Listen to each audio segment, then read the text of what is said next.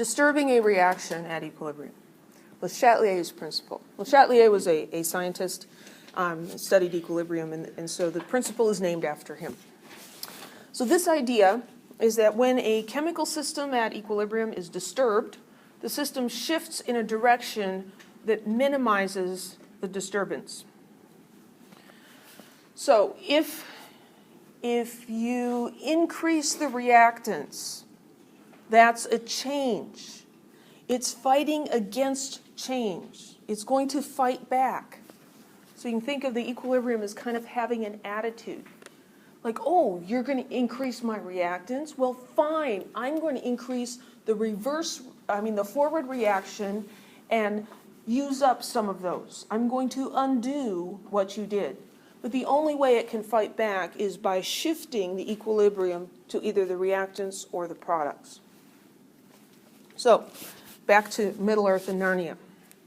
So we had this equilibrium established between Narnia and Middle-earth. There were people moving back and forth because people are always dissatisfied with where they are, right?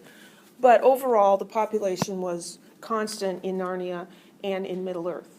Well, what if we disturb the equilibrium?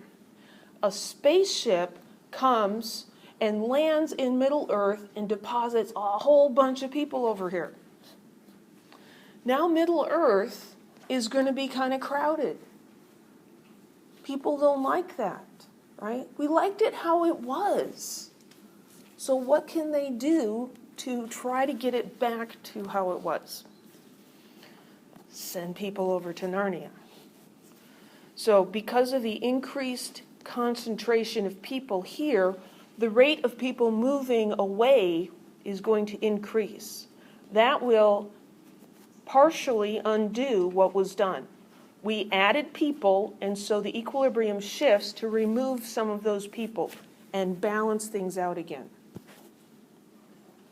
What would happen if you took a whole bunch of people out of Middle-earth? Maybe the plague came through and half the people died. That's sad, huh?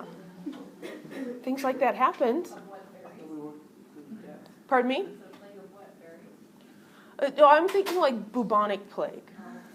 Yeah, or Black Death or something like that. So if a whole bunch of these people just like vanished, how would that affect the equilibrium?